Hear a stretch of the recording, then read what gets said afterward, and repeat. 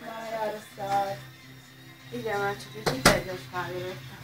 Elszöktem most. Elszökték. Nem voltak otthon anyám, most elmentek.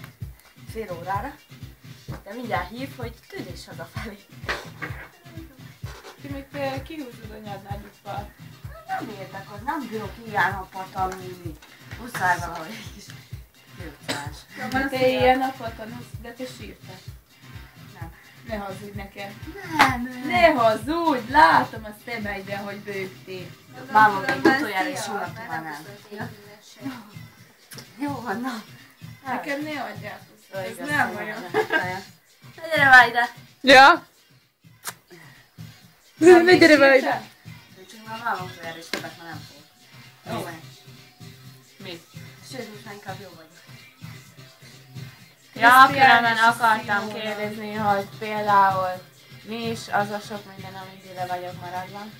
Ki akar mesélni, ki kezdi? Öcsi, már egy hete nem hallottam rólad, basz. Ezt éppen máma mondta.